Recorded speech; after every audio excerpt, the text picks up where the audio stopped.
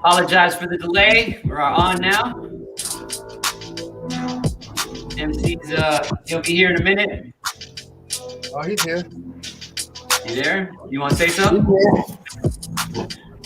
Not really. You just did. Yeah. Okay.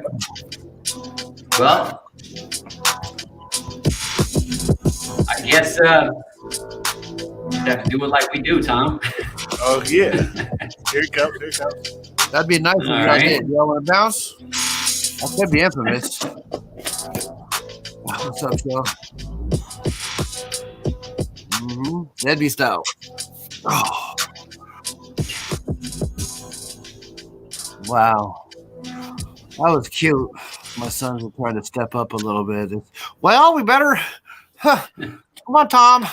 I didn't know if you wanted to wait till 10 o'clock to start the show, or is MC coming? Or y'all know that I'm coming. The funny thing is that my and I think everybody that is watching. My people were here today early, per the usual, and we still started late. So, but that's okay. That's all right. H, did you get your technical difficulties worked out? Yeah. Was just I just logged off and logged back on. It seems to have done the trick. That's it. Well, you know what? The third time is a charm. And I always wonder why they say third time, because I would think that third time was rhyme, but it says charm. No rhyme. You know what I mean? Third time is his arm. Is, you know. Yeah. Hey, ladies and gentlemen, welcome back to the DedBeatz. This is a show or episode 38, but actually it's number 7. Right? Yeah. This is our 7th live show. My name is Matt Coot, MC in the place to be. You got to excuse me. I took a little tumble last night doing some aerobic dream kung fu, and out of the cross between kung fu, tell them what you really did, man. a little bit of WWF wrestling, and I fell asleep. In spite of everybody telling me that I need to go say, oh, dang it, I forgot to promote this. Hey, we're going live tonight, folks. Anyways, yeah, so I fell asleep, a little narcolepsy, a little sleepwalking. My pops was in town, and of course, when he said, hey, oh shit, boy, go to bed. You know, it's like I was supposed to go to bed. 40, 56. And no, I'm going to go to bed. I'm going to bed. And I stepped out to smoke a stick and fell asleep and pile drived myself into the arm of the chair from a standing position. It was a pile drive. That's when you flip them upside down. It was more like a body, you know. Oh, you just fell straight forward, like yeah. Well, I think I hopped. Oh. Have you seen this motherfucker fall asleep, man? What is that called when you belly flop? He just falls the fuck up. Well, I have belly flopped before. No. This brother falls asleep eating Chinese food and wakes up on my fucking floor. Back when I used to smoke dro. Back when I used to smoke dro, I was hanging out with some homies and I fell asleep and I was standing straight up and I fell from a standing position at 6'3" straight on my face, and the homie said that I bounced a good foot. Have you done it every other night? No. Just, you know, I think I've done it 3 times in my life. Once here in Vancouver, once 3 times in the Bay Area, once when I was smoking weed in the Bay Area, and then once at my homie's house, I fell down the stairs in his basement. Dude don't even smoke weed, so I don't know. As they say, that's called the breaks. And I do care. And folks, just take a quick second. Are you suffering from narcolepsy or sleep apnea? You often wake up and you cannot sleep, and you often find yourself running around the counter saying, I will get them, and slam the counter very hard. You can call our hotline at 1-888-DEDBEATZ-411. That number again is 1-888-DEDBEATZ-411. Actually, I think that's too many numbers. Let me see. D. It doesn't matter. At any rate, MC in the place B is another edition of the DedBeatz. I have my man all the way from Reno, Nevada, the lyrical hysterical. I should say lyrical miracle hysterical. Issei. How you doing, Yes, sir?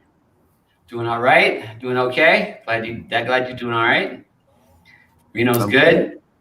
And I don't even like ribs. Typically.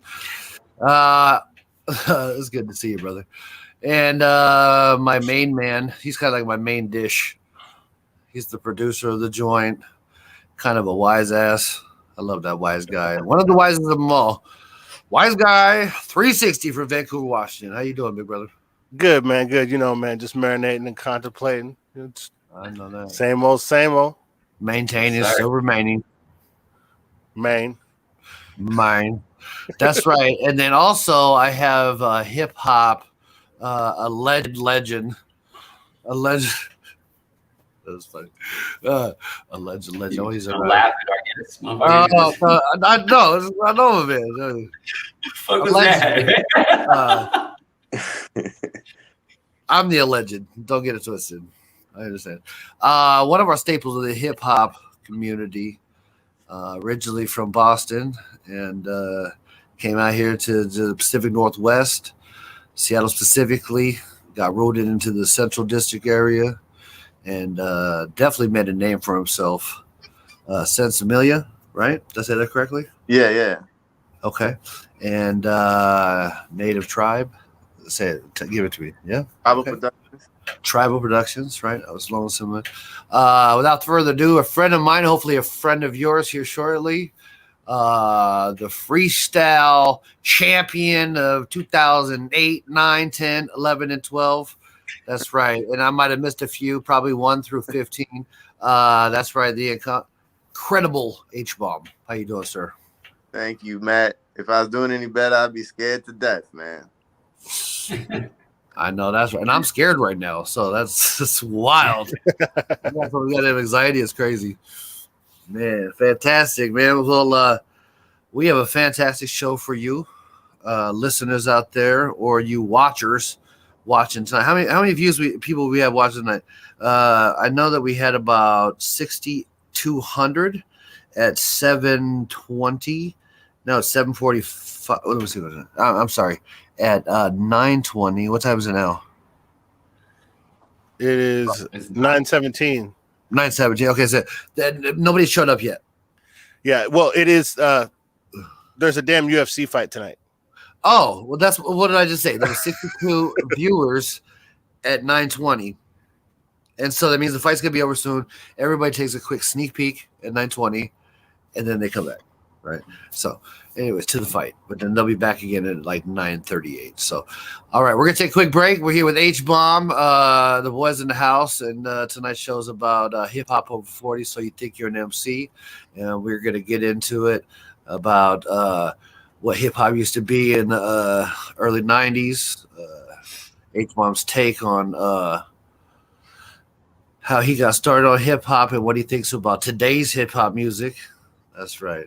And we're going to hear his 5 favorite MCs. So y'all stay tuned. We'll be right back. And thanks for hanging out, even though my boys were late. All right. T hit it.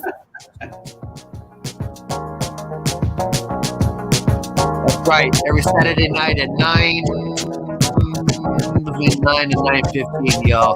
DedBeatz live on YouTube. If you don't watch, that'd be a fucking pleasure. Right? Practice for a year. Station identification. Every day. We can finish each other's sentences. Facebook, No matter what the verdict DedBeatz, DedBeatz 411 at Gmail. All platforms after the fourth, which is past. So check it out. We ain't there yet. Pack trash bag MCs that's gassed up with other gas mask matches, please. You say you hot, but you all just a travesty. The way I rock, you should call me your majesty. So let me get my royalties and go platinum. Aluminum rappers think they can foil me. I'll shake the ground area, take the crown carrier and break the sound barrier. Ask the nation, your rap is such your style's like masturbation. You whack as fuck. When you hear the sound, you're gonna be acting tough. H him, stop get it him. down, even if you practice up. What? What do it take to be a legend like H-Bomb? That niggas ain't ready. Practice up. What do it take to be a legend? Practice up. What? What are we talking about? Practice. We're talking about practice, man. We're talking about practice. He said didn't kill you in, so that's all right. Just hit stop him. Your bars down, we call it prohibition. Guys blossom like rhododendrons, the flow ascended. Turn into a murder rap, H by my co-defendant. You can check my persona, boy, and the hoes in it. We know your gimmicks, and this thing, there's no pretending. Caught a barrage of bars, and now your dome is spinning. I've been nice with it since back when I drove a lemon.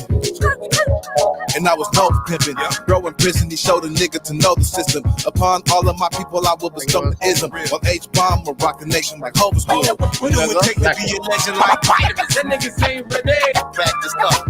What do it take to be a legend? Practice up. But we're talking about practice, man. We're not even talking about the game, the actual game, when it matters. We're talking about practice. It's possible, though, that from where he's coming from, if you practice, not you would be better, but your teammates would be How the better. hell can I make my teammates better by practicing? I'm the MVP.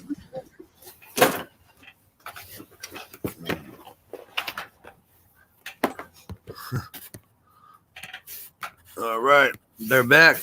I can't find my mic. I can't find my camera. That's what I'm talking about. Do you believe in magic? 'Cause I hope you do. Ladies and gentlemen, welcome back. Excuse me. To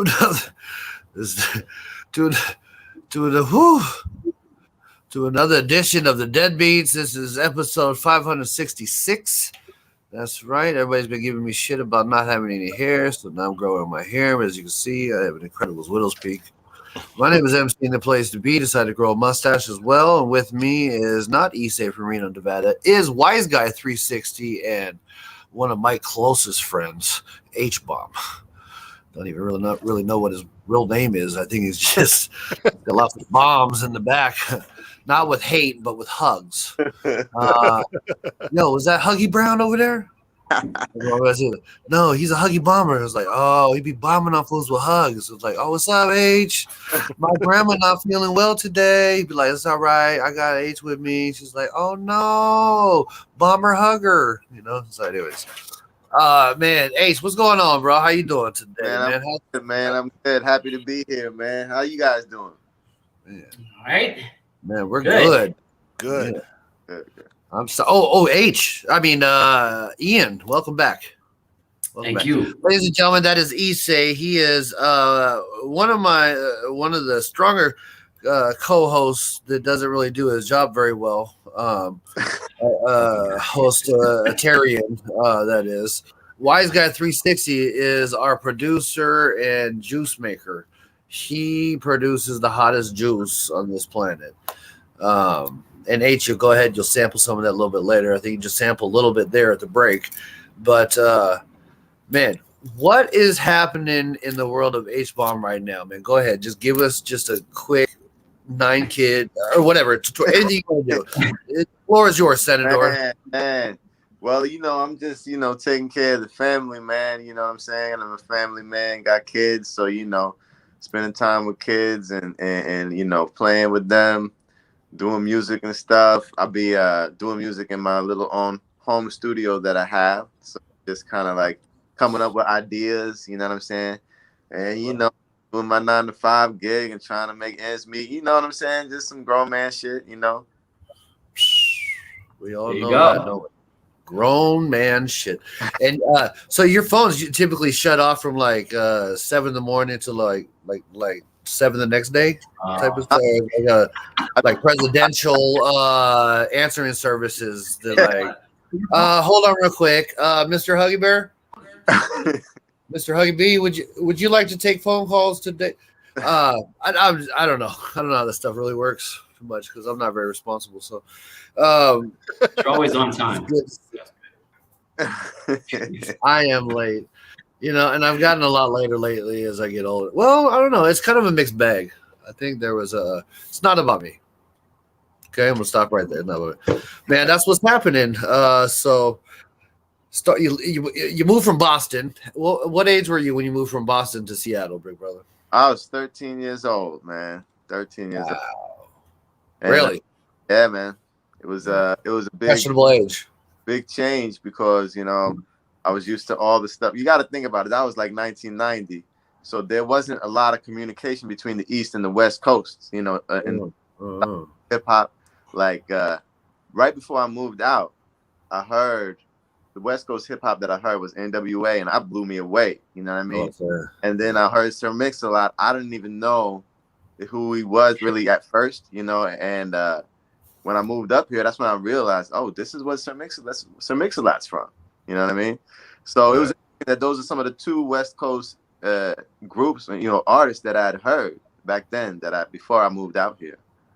So you know what I mean? So let me ask you, what was cracking in Boston in 1990? Like what? Fushnikins, House of Pain, LOG and the Bulldogs. Oh shit! Yeah, LOG is huge out. Yeah, that's Boston, man. House of Pain was probably hot out there too, right? Are they Boston? Yeah. Oh man, they was They, dude, I got mad respect for that dude because that dude still be putting out albums today. Right now, something dope, man. Like, he's on some rock shit right now, though, right?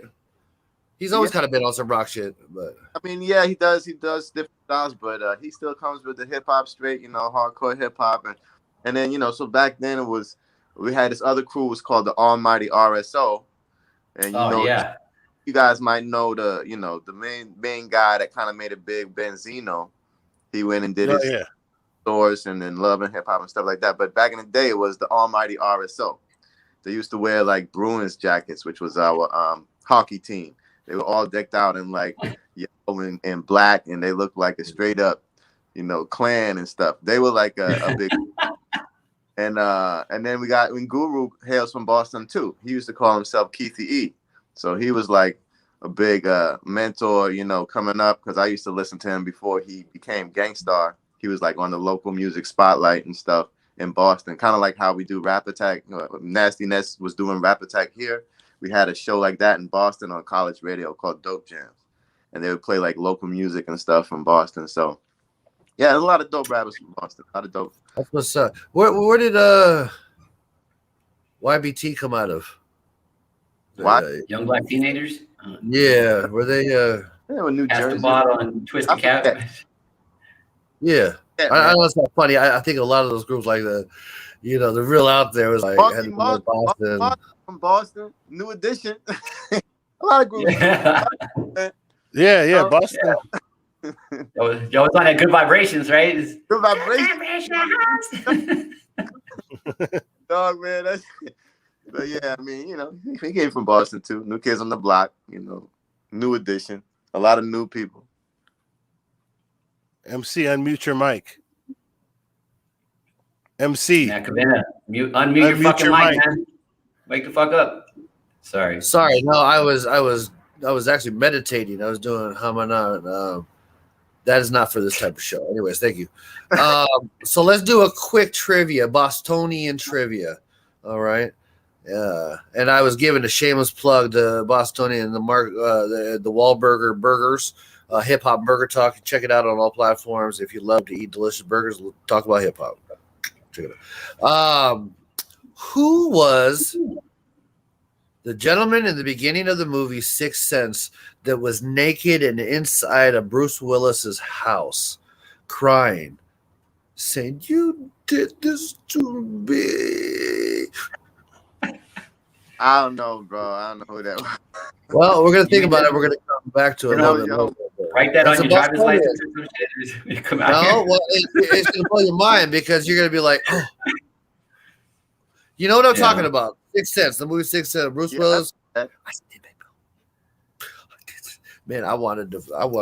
Man, every time after I seen that, every time I go in the bathroom, that and Unsolved Mysteries, I'd be home alone, just right at dusk, go to the bathroom. I was like, man, I would do like a karate kick into the shower, so nobody was hiding behind there and shit. Man, I was kind of scared. Anyway, back to hip hop. I'm sorry. What's that? Squirrel. Oh No, it's like you were. It was like when a dog sees a squirrel. You're like talking, and you brought up Boston, and then all of a sudden, squirrel. Okay, well here I'm going to give you the answer to the trivia question. It was Don. I can't believe you remembered it. It's great. Donnie Wahlberg. Wahlberg. He was the guy in the beginning of that movie, Sixth Sense. Oh, what? Oh, okay. I didn't know that.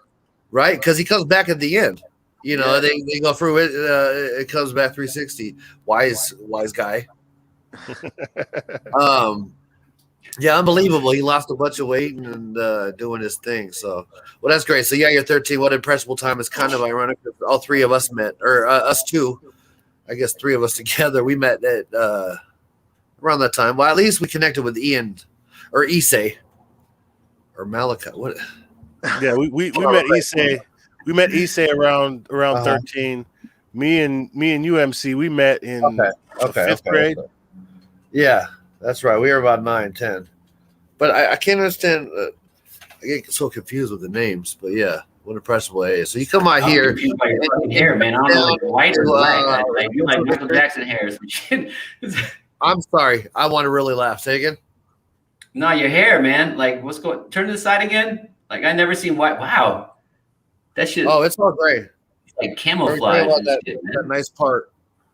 Wait, you look like you've been swimming in listen, salt and pepper. Let's be about the guest and not about you. No, I appreciate you recognizing my hair. It's almost absolutely. So, that actually brings me to my next question. H-Bomb, have you ever had hair before? Yeah, dude, I had a lot of hair. I had all kinds of hairstyles. Like I had dreadlocks, I had flat top, I had fro, I had braids. But when I was about mid-20s, it started like, you know, because I got that from my mom's father's gene. It's your mom's father's. If your mom's father was bald, then it likely you start going bald as well. So I started at like the mid-20s, and then I was just like, you know what? I'm just gonna shave it all off and keep it like this, you know. That's good. At least it's, you know, you don't want to be one of them cats that, you know, grow it out when it's all either bald or gray or all fucked up, you know. You want to be one of them dudes. So I got you. Stop talking about Matt, man.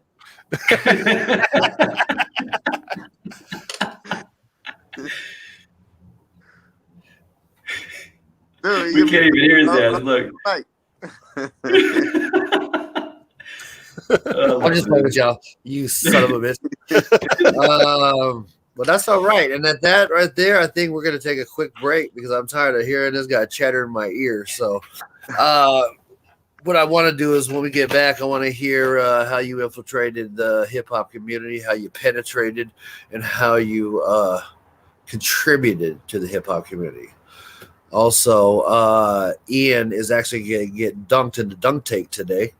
So I think that's coming up right after the break. T, you're pretty excited about that, huh? Oh, yeah. He was over there texting me like, oh, this motherfucker's going to get wet and it's cold. And that's all right. Full disclosure, Ian was never really part of the. We're going to break it? There you go.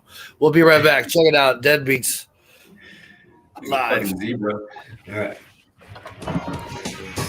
Ian, thank you for filling him in with how to go to break too. You really did do your job. Okay.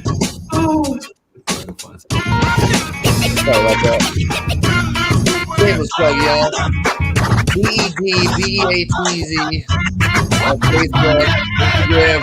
Check us out on email. I'm so hot that I go to break every day in the suntan and cool off on Pluto. I'm tighter than 411@gmail.com. Bouncing around the globe like Super Mario, but still we keep our culture local like burritos in the barrio. Lyrical audio, metaphorical mathematician, calculating diction with the multiplication and division of alphabetic letters and telekinetic headers. I like running them out get it together. The summer wearing a sweater. Can't nobody do it better, regardless if you plot and cuddle. They won't even let me on an airplane without wearing a muzzle. Cause my lyrics are the bomb and I bust nothing but trouble.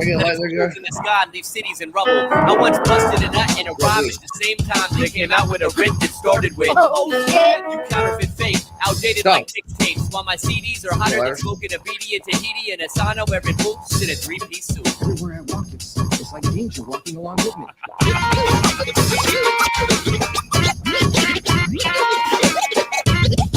Hey, go grab that thing, would you?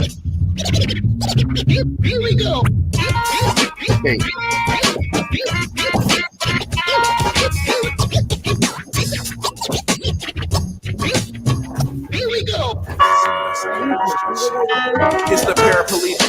just walks on the beaches with her nickels in my pocket. A dime pieces like Jay to the max and Moni in the middle. Instead of sending roses, I leave them pussy willow. A sick sight to see like the varicose vagina. So deep underground, you have to dig my show in China. So look high and low when you out in Montego. Heard that I was there, but it was really just my ego. Since we all in the same universe, you have to share it with me. Look, we'll live on different planets like the Wayne and Whitney.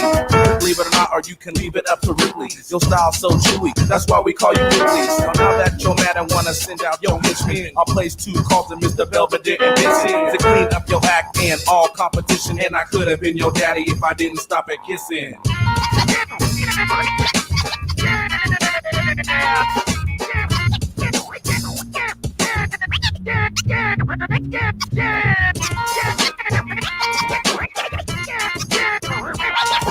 Hey, are you paying attention, man? Start right here. Bottoms up like I was sipping on the boat. Still bitch, just couldn't fix this. Ridiculous.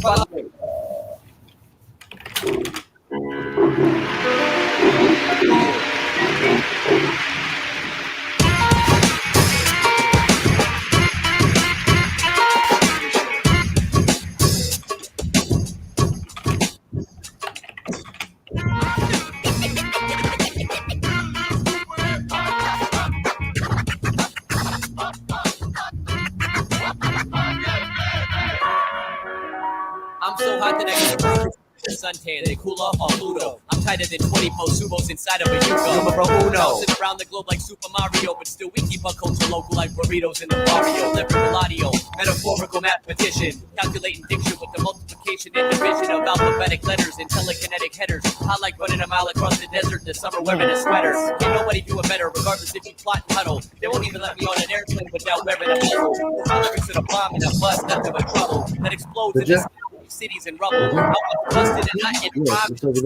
They came out with a writ that started with, oh shit, you counterfeit fake, outdated like mixtapes. While my CDs are hotter than smoking a BD in Tahiti and a sauna wearing boots in a 3-piece suit. Everywhere I walk, it's like a ninja walking along with me.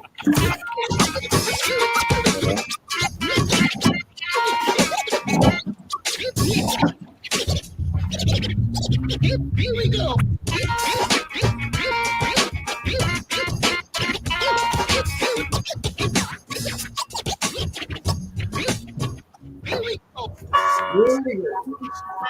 It's the paraplegic who takes walking.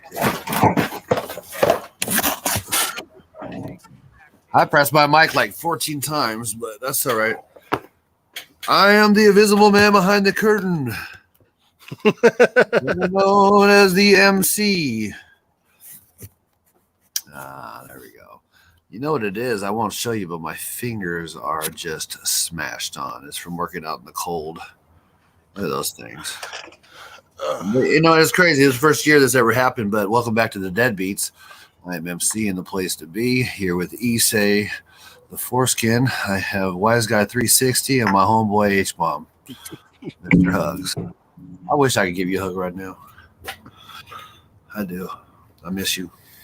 And it was good to talk to you last week. Or was that last week? Week before?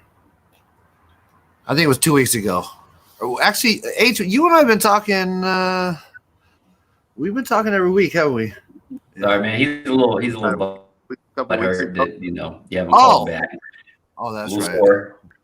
That's right. Did you get my message? Yeah. We talked about being on the show at this time. Oh, that's right. That's right. Actually, speaking of that show, I wish I had it. And I think this is kind of what dreams are made of. It was a hell of an interaction. I got to tell you, before we get all into it, and I'm going to try to use all my powers and skills to remember his name, but I pulled up to change out a product from a smoke shop, get some cigarettes, and I think I changed out a lighter. And as soon as I pulled up, this guy was like, "Hey man, you got a cigarette?" You know how cats are this day and age. There's a lot of what do they call them? Camp residents, you know. And I was like, "Yo, I do," because it's been cold outside. So hold on real quick. And I was looking for some stuff. I thought he was waiting for some change. And he was like, "Well, here, man, I'll give you a hat, actually, if you want it. You can have the one off my head." And I was like, "That's wild." I was like, But you know how it is. I'm like, this guy. No, I'm good.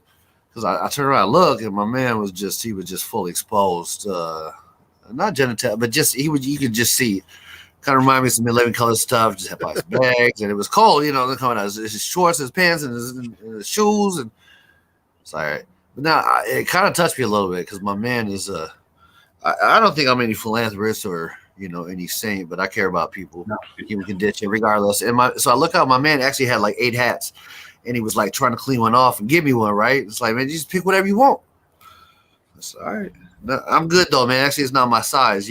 Peace and respect. And so I do my thing, come back out. I'm like, okay, I got some extra food, and I kind of get this build up, right? Because it comes back around. So my man here, boom, I'll come up with a little something to eat and drink, and he starts hooking me up with a little bit of knowledge. It's like, what's up, my man? How you doing? No.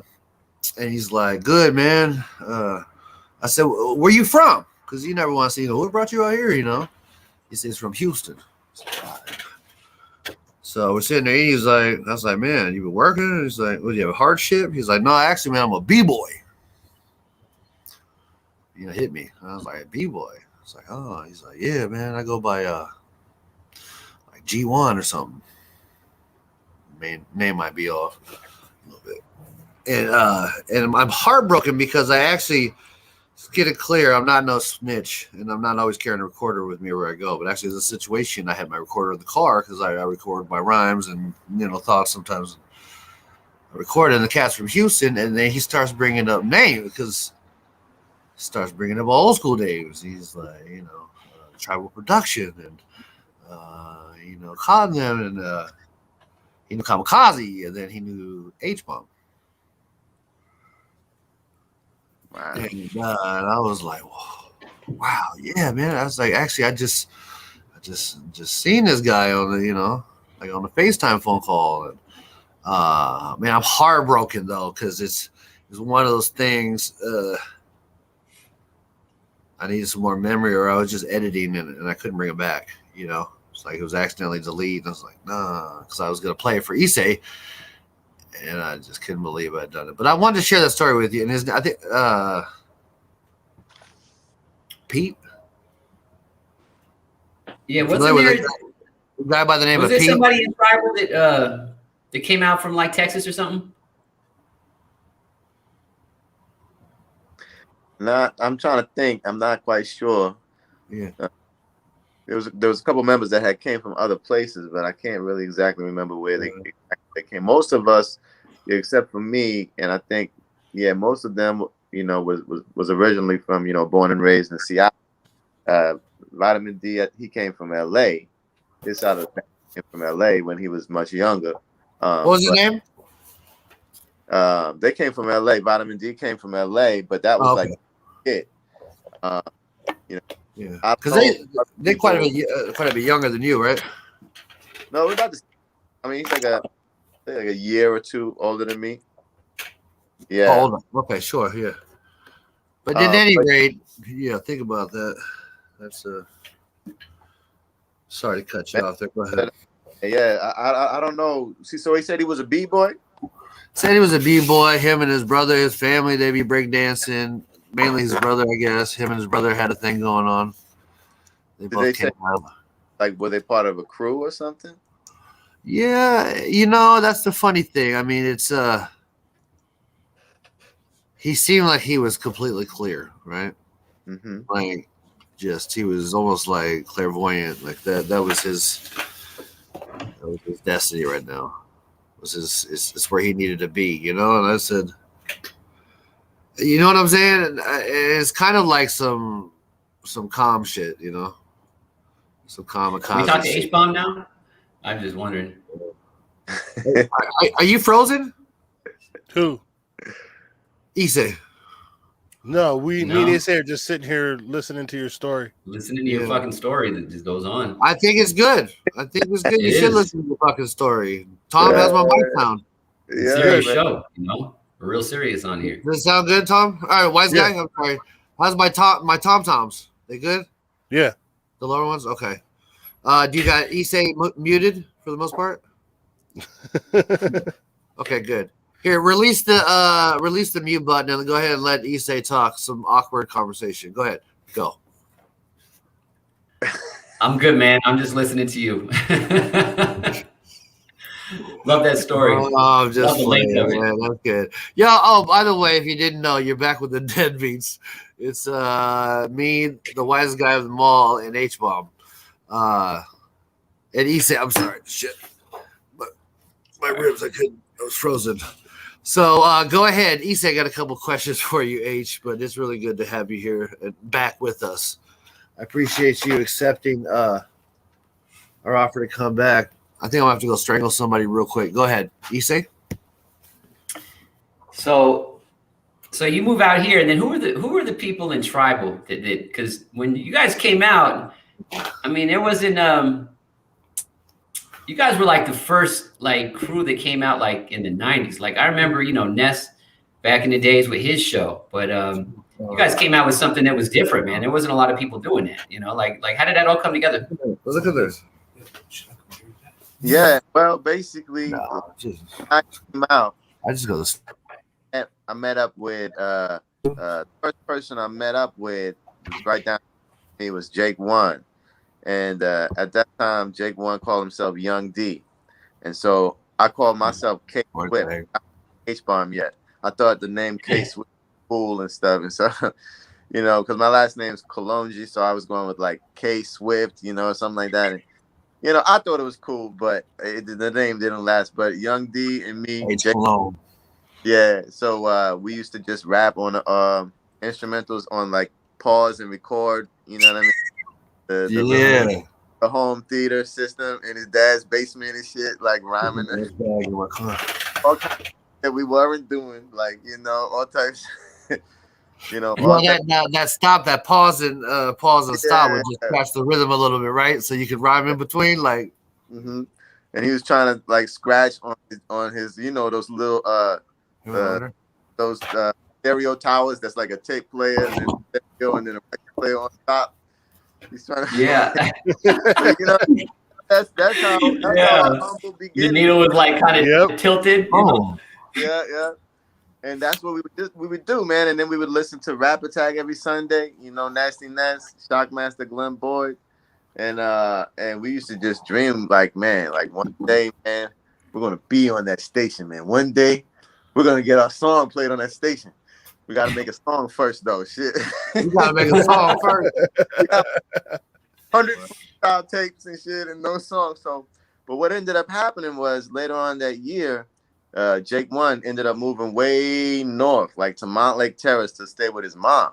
You know what I mean? And around the same time, I was getting to know a couple cats, at Garfield that also spit. I met Infinite, who was also one of the founding members of our group Sensimila, which was part of Tribal Productions. But through Infinite, when I was a freshman, and I met him, and so he was like, "Yo, man, I got this dude. He's trying to be a DJ. He's trying to learn. He's all right. But I'm just, supporting him and encouraging him. He's trying to learn.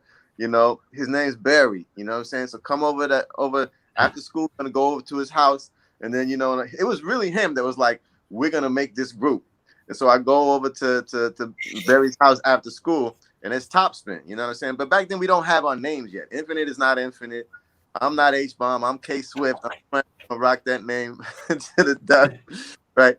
And then Topspin is Barry, right? And so we go over his house, and Topspin had the same thing, trying to scratch on the little stereo tower and stuff. I remember he was playing like a Ziggy instrumental. This one like early 90s hip hop reference. Like there was some early 90s hip hop that's better forgotten. Let me just say. Ziggy, like they were the guys that used to like kick in their rhymes and jump around. No disrespect, any Ziggy fan, but it was straight up. Wow. Well, Ziggy is actually they are the queen. She's the queen of hip hop. You know that, right? Different group. Maybe I'm wrong. Maybe I mispronounced the name or something, but it was like a crew, and he was playing the instrumental. So I would freestyle, and then Infinite would freestyle, and then he would scratch and stuff. And so we were like, okay, what should we call ourselves? And I was like, Sensimila. it just, I don't know why. I think I was, back then, you know what I'm saying? Smoke a lot of weed and like that. And it was the first thing that came to mind. I was just like, Sensimila. And they were like, that's dope. How do you spell it? He said, wait, hold on real quick. All right. So, you know what I'm saying? So that was just the name of the crew. But then after school, like, so Infinite was like kind of the one that was like, let's all go. I got these guys, they got a studio, and let's go to their house and like just ask them if we can record and like just, you know what I'm saying? Like I met them, they cool. And so I was like, okay. So then after school one day, Infinite, me and Top went down to the pharmacy, which was Vitamin D's mom's basement. And I didn't, know who Infinite was bringing me to. And when he brought me in there, I was like, oh man, these guys, because Vitamin D and his brother or his cousin, Super T, they used to like wear like these long trench coats. And it used to be like, they try to jack me. They tried to jack me a couple of times, I think, because I was new. Like I just came to Seattle from Boston and people didn't know who I was. And you know what I'm saying? I'm in the hood and stuff, first day of school, not really knowing people. And, you know what I'm saying? And they were like, oh, you brought this dude? And they were like, whatever. So yeah, he put on the track. Vitamin just had a beat that like he was making and he just put on this beat and then they were like, spit something. So I spit something. I spit my first recorded verse that I'd ever recorded. I was like, I got a bundle of cash in each pocket. When I rock mics, I'm ripping out sockets of arms and limbs in. Stronger than Crimson, smoother than Bart Simpson. I got a liver for each sucker punk chump nigga they can serve. I eat them up like a 1-ton soup from a Chinese restaurant. Guess you want more from this ill ass brother. Yo, it's best to run. You know, that was like dropped him with a big ass hug. You know what I mean? And because I thought I was the shit. You know what I mean? Like I spit that and they were like, okay, all right. And they were saying, okay, spit it again in the on the mic, and then and then Infinite went in and spit his verse on I Get Busy. We called it because we used to like Ultramagnetic MCs. And so you know, called him Papa Large, where it's like, Papa Large, I get busy on him. And so Vitamin started scratching up, I get busy on him. And Vitamin was scratching it. It was like, oh, that's dope. Put that in there. And Vitamin was scratching, and he was just like, yo, I'm gonna scratch this on the record. But Topspin, I'm gonna just tell everybody that you scratched it, okay? I'll give you the credit, but I'm gonna put. Oh, shit. Wow. That's what I'm doing. Sensimila, I get busy on it. Started making tapes, and then after that, he was like, "Yo, man, what's your name?" I'm like, "I'm K Swift." He was like, "Nah, bro, you can't. No, man. You can't be a break. You got a dead dad. No more K Swift." I'm like, "Well, then." He was like, "You're H-Bomb." So Vitamin gave me the name H-Bomb. Then Topspin used to better than it should. Yo, check it out. Topspin want to call himself Air Max. We was like, no, man, you call yourself Air Max. You could have been K Swiss and Air Max. Is that what you're telling me?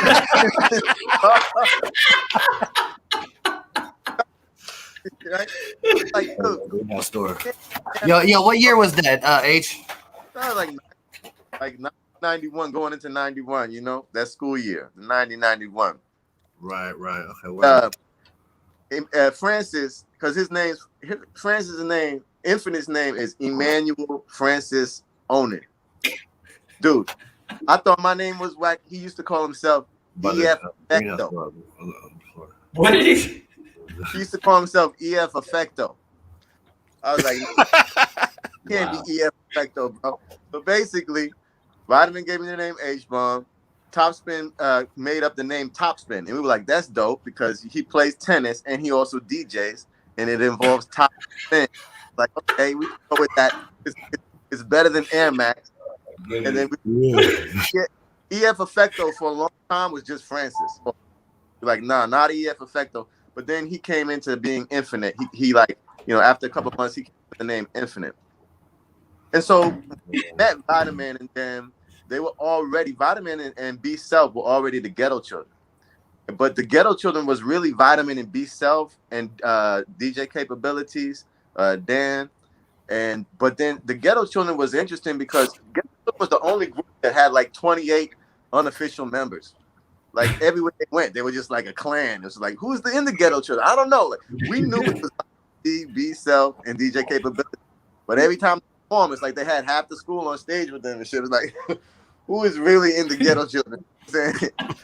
Now, what school was this? What school did you go to? Garfield. Garfield. Okay, yeah. A lot of good music out of there. A lot of Yeah, good you know what I'm music. saying? We had a tradition of, you know, music, you know what I'm saying? Ishmael Brothers, Diggable Planets was blowing up at that time. Diggable Planets was just, you know, coming out. And that was like, oh, that's our dude. He was like the upperclassman here, Ish. And I hadn't met him at the time. I met him later and stuff. And got to really know him. Great dude, you know what I'm saying? And it was interesting because it was a really kind of, everything was kind of culminating at that time. And you got to understand, this is before the internet. This is before any of that, YouTube or whatever. It really kind of, the first cell phones were coming out, you know, the cell phones that looked like the World War II walkie-talkie. The bricks?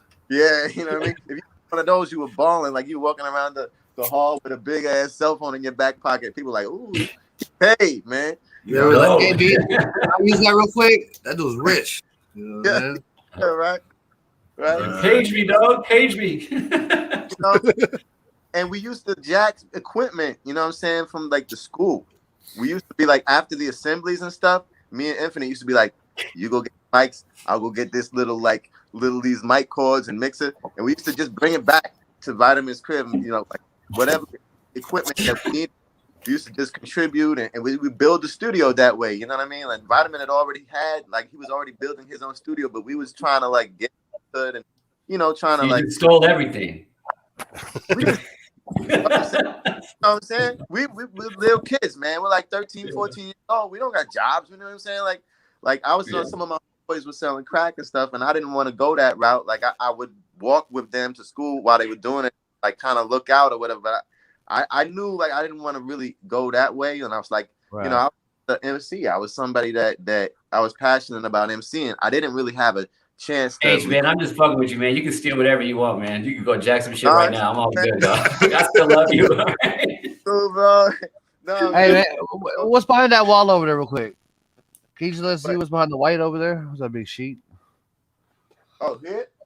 This is the office, you know what I'm saying? I'm just upstairs in the office and stuff because downstairs the Wi-Fi wasn't too good, so I had to come close to the modem.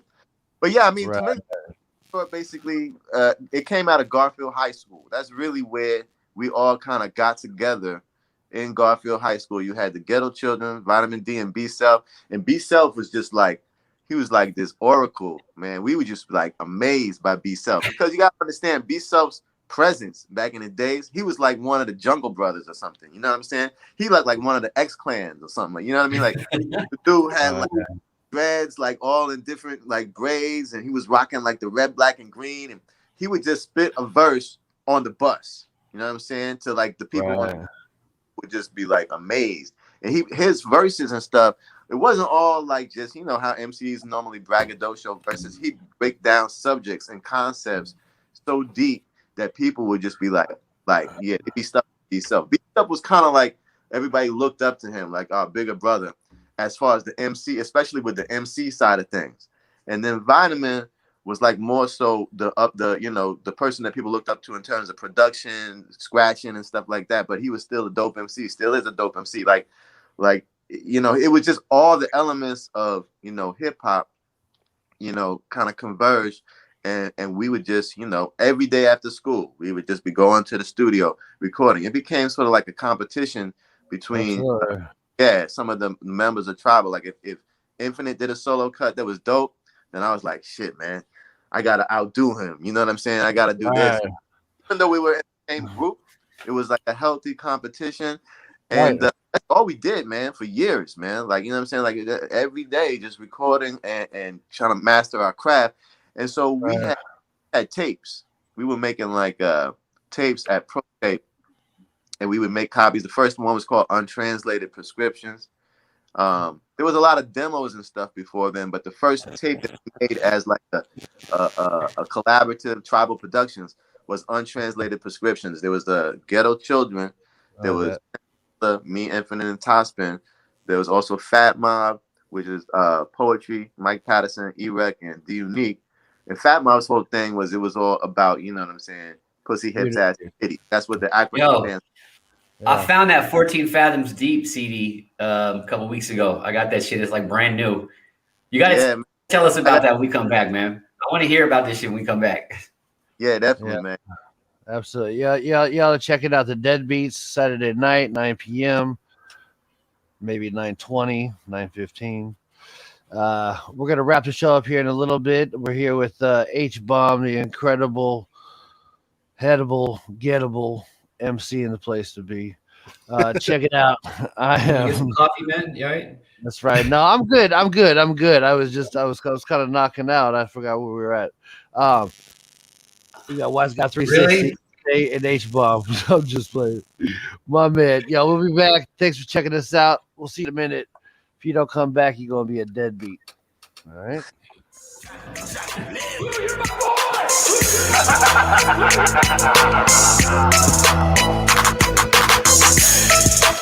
This shit is fucking ridiculous, my nigga. I'm going after motherfuckers on this one.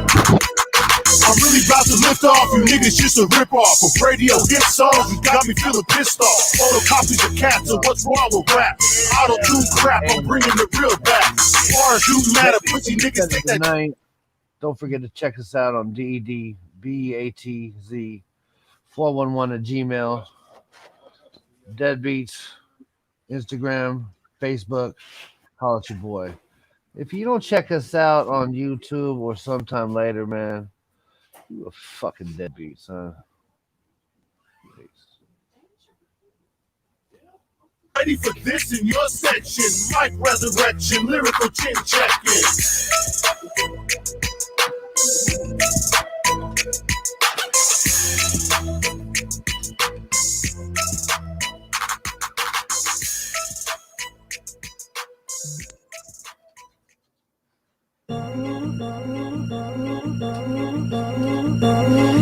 Just blaze. I'm running like I stole something. I'm gold hunting. I'm making something out of nothing. I work a job and slang t-shirts on the side. I throw shows. I gotta get my money right. I'm running like I stole something. I'm gold hunting. I'm making something out of nothing. I work a job and slang t-shirts on the side. I throw shows. I gotta get my money right. I push music like it's dope, man. Out the trunk, hand to hand, get it getting low fans. I'ma rock shows till I'm 83 and old, man. I do it for the culture, for the movement, for the flow, and stay ready. Heavy spitter, make boss moves. All on the pack shit, growls, it's a boss group. I can rip shit and spit for pure crop from the slums of Rose Village. This one and not stopping. I'm pulling to the top, buckle up and sit down. I'ma get down and verbally spit rounds. Really, this shit sounds so dope. This test so dope. You get pinched and sanctioned for lit piss. Oh, really, this is the shit. Really, this shit's lit. Really, I might have a couple more good hits. Ben's had the proof. This is the damn truth. I am the real proof. It's fire I'm letting loose. I'm gone. I'm running like I stole something. I'm gold hunting. I'm making something out of nothing. I work a job and slang t-shirts on the side. I throw shows. I gotta get my money right. I'm running like I stole something. I'm gold hunting. I'm making something out of nothing. I work a job and slang t-shirts on the side. I throw shows. I gotta get my money right. I'm fueled off pure adrenaline, a little more than mental man, the hip-hop slender man, urban legend, the killer man. I think I need a bigger pen, document these lyrics, man. I know y'all really hearing this. I'm a lyricist. This shit is real serious. Game not too delirious, overboard with the pen play. Hit you with the pen spray, had like a Draco. My brain get to drumming with beats, get to bumping. Display with something, nigga, you missed something. Bars so get to running, those annies are perched right. Bars to work tight, nigga, this verse tight. I'm going. You can get this work right, these words can get you hurt. I am metaphors that crush schemes. I'm heavy in these streets, Mike Fred from the heat. Nigga, you dismissed. I does this here shit. It's all on the back of the wall, full of shit like this. I'm running like I stole something. I'm gold hunting. I'm making something out of nothing. I work a job and slang t-shirts on the side. I throw shows. I gotta get my money right. I'm running like I stole something. I'm gold hunting.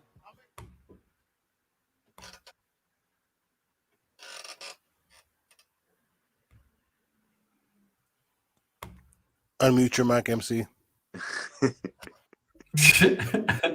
All right, we're back, ladies and gentlemen. That's right. I am MC in the place to who.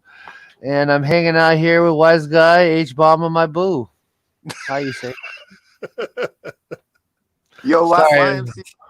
YMC look like a telemarketer right now, man. With 1 second, real quick. So, are you busy right now, ma'am? No, I am not trying to sell you anything, but I understand you're not interested. Could I show you something else? I want you to please stop calling me about my vehicle's extended warranty. It probably makes you quite upset when they call you like that at all hours of the day. Listen, that's the only difference between me and them. I care, you know. Yeah, I'll just play it. Yeah, you are back with the DedBeatz, and we are here talking about hip hop. The great thing about our show, the DedBeatz, is we get so much enriched history here on the show, and I am excited to be. There is a lot of history. Yep, there you go. He's got the show. Oh, look at that young bomb. H bomb looking all greasy, and he got sunglasses on, and just Oh yeah. yeah. But the thing is, all you can see is his face. You can't see his eyes. And then he takes them out. He's like, yeah, man. That was a joint. That was our first actual record deal.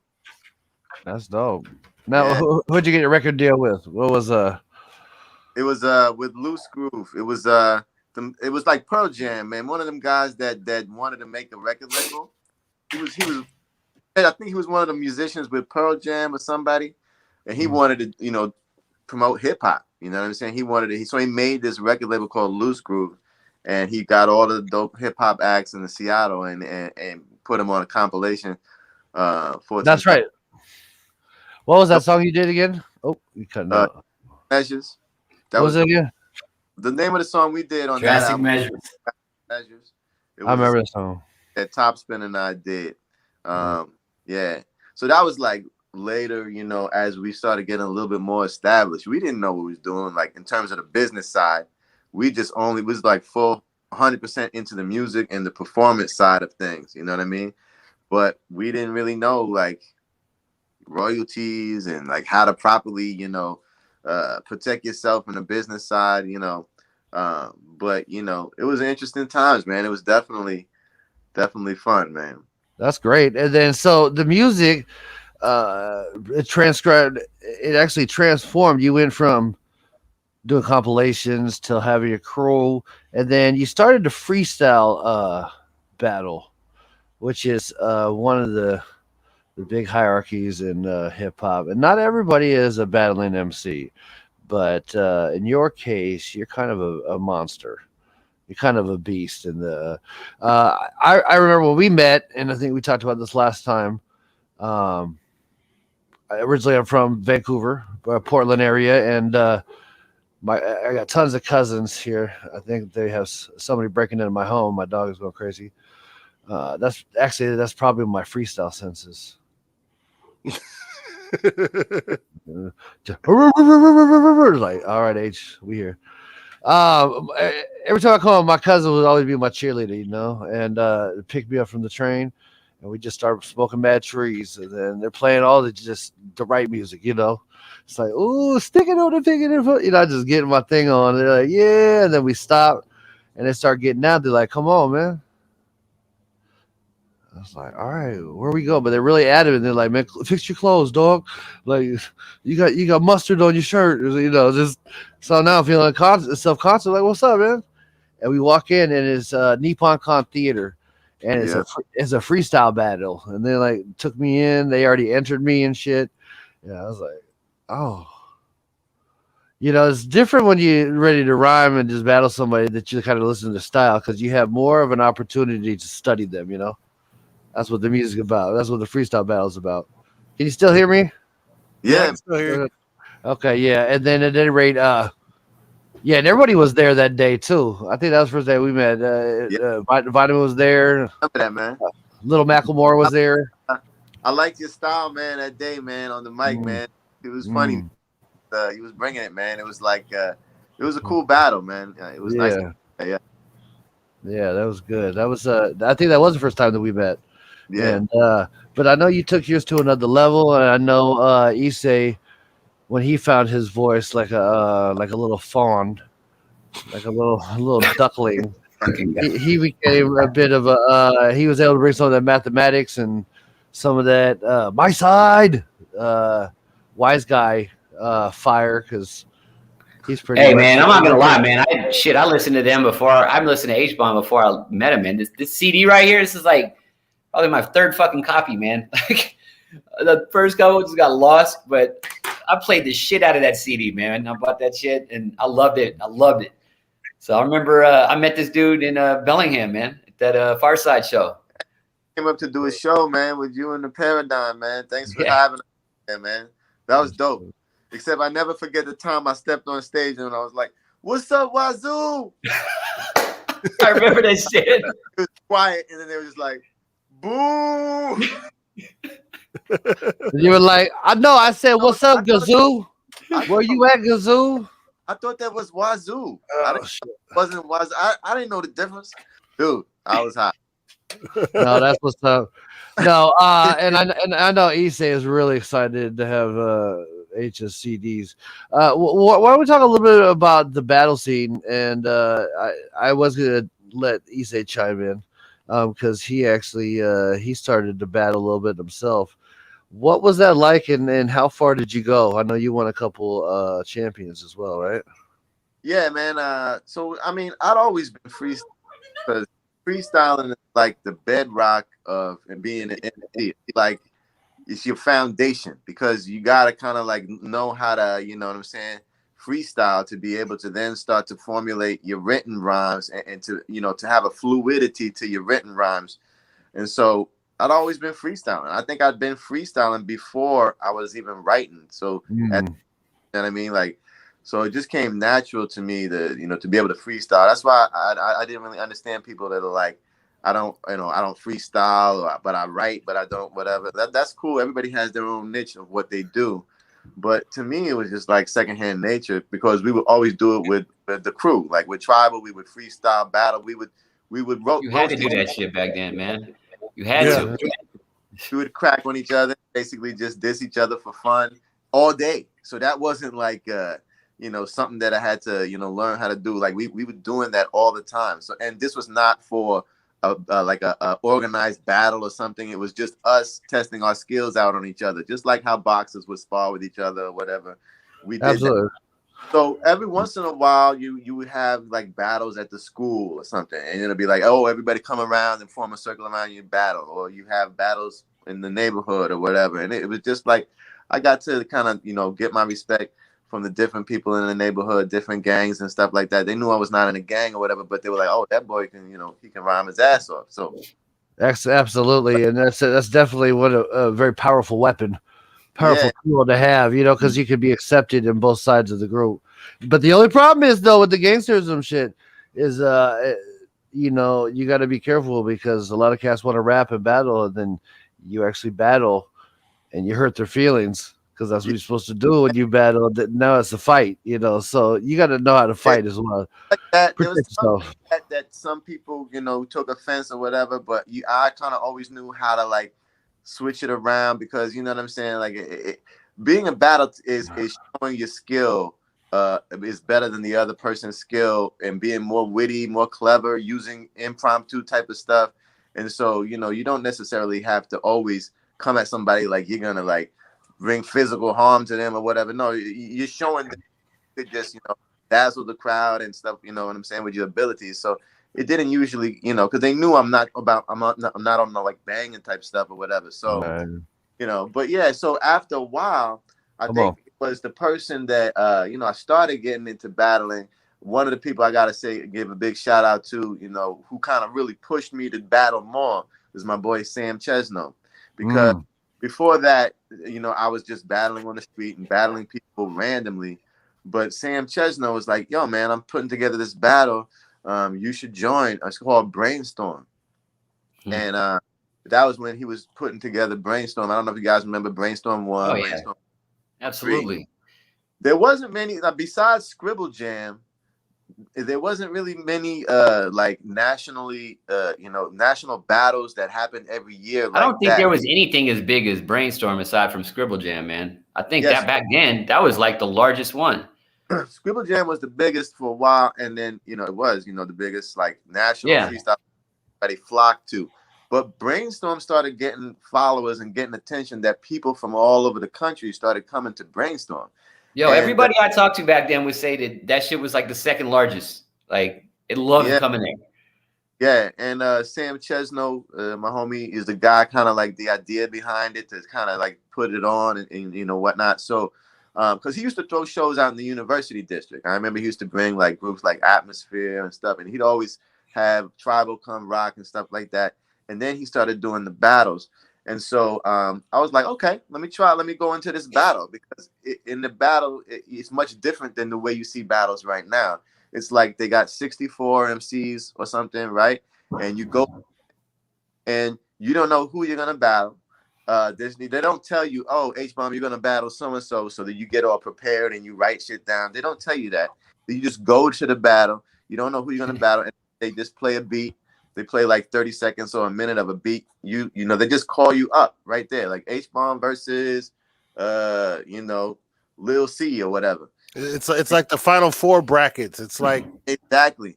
So you up right there on the spot, and you gotta freestyle right there. You gotta not only that, you gotta be able to rhyme to a beat. You gotta be able to flow. You know what I mean? Yeah.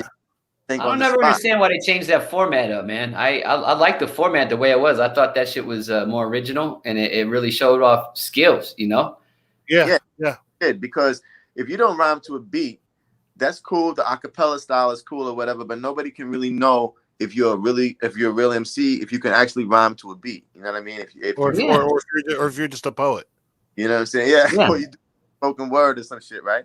And then on top of that, if you only spit writtens and you're not freestyling, then people don't know if you could freestyle or not. And if I come to a freestyle battle like that, like back in the day, how they had it with the beat and you had to freestyle, if I just kicked a written verse that was just like a generic diss that could be about anybody, the judges too would be like, nah, that don't work. Like you could have said that about anybody. Just insert this person's name here. Yeah.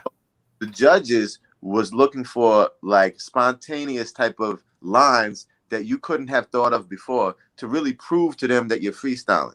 You had like Super Nad or like Juice who go like show you props or say something about something on the stage to show you that they couldn't have, wrote this down before they came to the venue. So that's what we would do.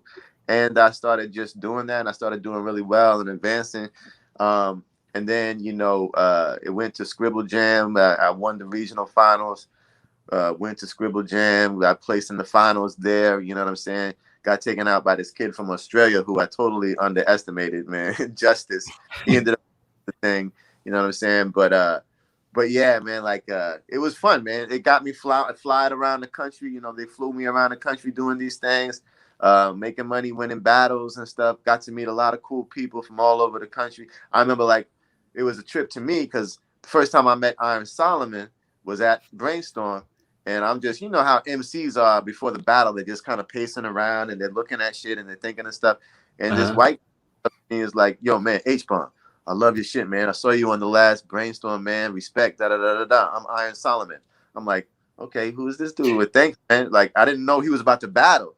And then I saw how ill the dude was, and, his career went from there. A lot of my buddies, and too, like Immaculate and them, like, they came up in that scene, too. And I remember Immaculate telling me, like, yo, H-Bomb, man, we're doing this thing where we're going around the country and battling. I'm like, oh, that's dope. Next thing you know, he wins World Rap Championships, with Thesaurus. So a lot of them dudes, you get to know them from being in the battle scene, and you get to exchange different, energies. You all appreciate each other's style.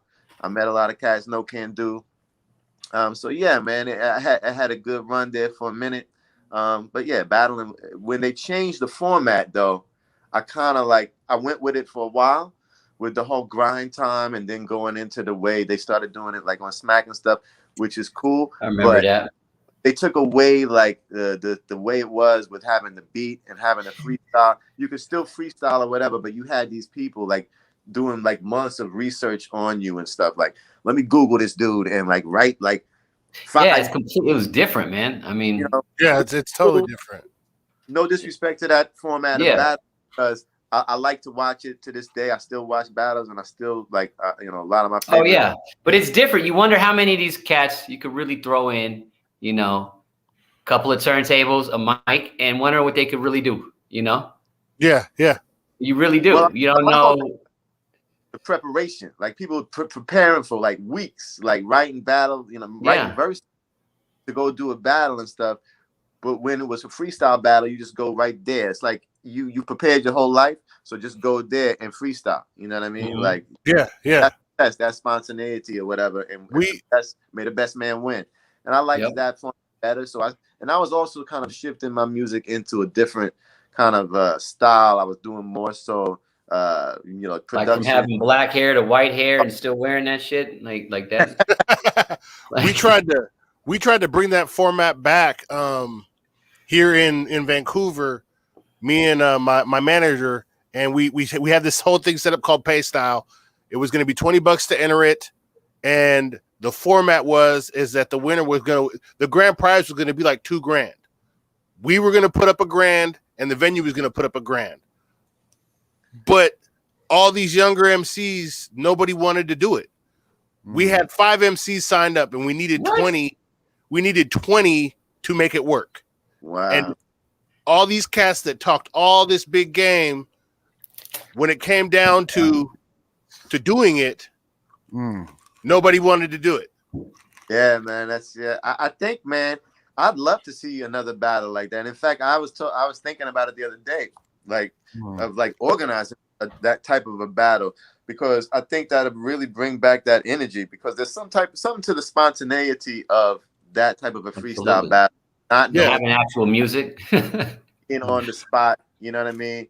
And it just, the crowd goes wild and stuff when they hear like dope freestyles and stuff like that. So I really kind of that, and I think it's a place for it. I think we just gotta people gotta want to do it though. You know what I'm saying? It's something new, but it's something old. You know what I mean? Yeah. It's something or people are used to this format of battling, which is still dope, and it's I love. You try to throw this format. You try to throw this format in a venue. Like I had some artists, I had some dudes that do battles, and they would do them in the park. They throw these battles in this park in Portland, and they would turn out fine. But then they tried to make money with it, and they wanted to throw it at a bar. Now you're trying to throw that type of a battle with no beat in a bar. They didn't want to use mics. Every 5 minutes, you have the host telling the crowd to be quiet. Yeah, because they're trying to hear the punchlines, and it's like, this is a bar. These people are drinking. Yeah, that, man. You know what I'm saying? But you need mics though in that kind of a setting. You know what I'm saying? Yeah, absolutely. But it's also got to be in the right setting, because if people don't know that there's a battle going on, and they're all loud and drunk, they're like, you're trying to say a line, and this lady's like, I want a hot dog or some shit. You're like, shut up. Let us rhyme. So, hey, well, listen, that sounds great. It sounds like you've had a hell of a journey there, H. And, sounds like you were hell of excited, MC. Absolutely. Hey, man. Well, definitely the work has been put in, and you're definitely a profound member and a pioneer of the Seattle hip hop scene. So, we definitely feel blessed to have you here with us. Before we wrap up and get out of here, you're making some new music, which I wanted to talk just briefly about before we get out of here, because I know you're doing some more tribal, not tribal, but actually culturally. You've got connected with some of your roots and then a little bit more of that music. Why don't you tell us a little bit about that there, my friend? We'd like to hear about that. Well, I'm actually half Congolese and half white. So my father passed away. He was from the Congo, and my mom's white. So my father's side of the family has a long tradition of Congolese traditional music, which is called Kus music. And I learned how to play guitar at about 18, 19 years old. I started mixing my guitar with hip hop, and I did some tracks with Narcotic, and I did some of the guitar on their tracks, from the early tribal Boom Bap CD. Yeah, that's Boom my Bap project. Yeah, Boom Bap. I did some stuff with Jake One, and then nice. I was doing traditional Congolese music with my uncles, who are all like big Congolese stars, like back home in Congo. Taught me, they kind of took me under their wing, because after my dad passed, they were like, no, you gotta keep the culture alive. And it was a great thing for me, like a spiritual great thing, kind of like returning to my roots and like my lineage and stuff. And then I knew I also do hip hop justice, because it's like there's different musical forms. There's, the Congolese style music, which is very steeped in tradition, and then there's hip hop, which is also has its own tradition. I came up as a child of hip hop, as a first generation Congolese American, so I'm bringing that together to mix it. And I always knew my boy Tendai Marare. He's went to Franklin, and he was also with another hip hop crew back in the day called Cave. But he was doing the same type of thing, where he was doing traditional. He's from Zimbabwe, and he was doing traditional Zimbabwean music with his family and brothers and mother and sister and father, everybody. And then he would also do hip hop, with his crew called Cave. So we were doing both of the two different music forms like separately, but we saw each other in both scenes. Like I would see him at the hip hop shows. He knew I was African. I knew he was African. And then we'd see each other at the African music shows and the festivals and stuff like that. And we'd be like, yo, man, we should really do something. And around that time, he was collaborating with Ish from Diggable Planets, and they made Shabazz Palaces around the same time that we made Chimurenga Renaissance, which is kind of like another form. It's another group that was down with the whole Black Constellation at that time when we were kind of forming different groups and stuff like that. Is that what you're doing right now? Yeah, me and Tendai got albums coming. I got an album that we did with King Britt, who's a dope producer out of Philadelphia. He was one of the original members of Diggable Planets, but he didn't stay in Diggable Planets. But we did this album with him where we went back to Zimbabwe, and we recorded some of the music there. We recorded some of the music here. That should be coming out April 18th. Yeah, so it's like mixing hip hop with African music and influences in different styles, and people are starting to listen, man. So it's like, we're excited. Now, do you have anything you want to plug before we take out of here? Is any where we can check out some of your music, past, present, any groups you're working with? My group now that I was telling you about with my homeboy Tendai Marare is called Chimurenga Renaissance. That's Chimurenga. That's CHIMURENGA, and then Renaissance. And it's kind of like a mixture of African influences with hip hop, stuff like that. So and then I'm working on some stuff myself too. Like I said, I got my own little home studio that I've been putting together some stuff. So I'm just kind of putting it together, getting my ideas right and stuff. And pretty soon, I'll be putting some stuff out like on my own sort of solo tip or whatnot. But I collaborate with people. I'm always down to to further the culture and whatnot. But yeah, that's a little bit of what I'm doing right now. And so I always love freestyling, and I always love the battle scene too. And that's another thing, like Wise Guy was saying, it'd be dope to bring something like that back, like that type of energy that it was back in the 90s where people were doing freestyle battles in the early 2000s, because that scribble jam type of thing, man, like I miss that, man. And it's you can't bring that old thing back. Yeah. It's and I think that's what it's encouraged us to excuse me, breathless. It's encouraged us to just keep pumping. I know there's a lot of young music out there, but that's what the show is predominantly geared up towards, that the music that we grew up listening to and those that we grew up with are still relevant. You know what I'm saying? So, hey, H, man, we wish we had 2 hours more to talk with you, but we want you to check out next week. Actually, maybe we'll get a call from you to chime in. We have one of your, I don't want to say idols, but one of Seattle's biggest members of Rap Attack, Mr. Nasty Nez, is going to be on the show next week, man. So we'd love for you to just check in with us real quick, and maybe y'all could have a little conversation, I love it, man. He's a legend, man, for real. No doubt. Well, all about you, man. Thank you for blessing us with your conversation and just your rich knowledge. and just sharing with us all that, because there was a lot of education that was dropped tonight. I don't know if a lot of people picked that up, but go ahead and rewind it and watch it. Shit. I don't even know where the hell we're at right now. But hey, H, thank you very much, man. And we'll talk to you real soon. And I'm sorry about Issei talking so much shit, okay? Because he's got a program, so. Hey, man. Love you, man. I'm going to get at you tomorrow, bro. All right, man. Yeah, love you guys, man. Take care, All man. right, man. Love you too, bro. Good talking to you. All right. All right, Thanks for bro. calling. Peace. All right, man. Peace. All right, y'all. That's it. Another evening of wise guys and assholes. That's right. I'd say go ahead, Issei, take it away, but I'm sure it'd be awkward. But you know how I check out. Every Saturday night, 9 p.m., ladies and gentlemen, I'm emceeing the place to be here with Issei, the incredible, non-credible, miracle lyrical. And we got the Wise of Ball 360.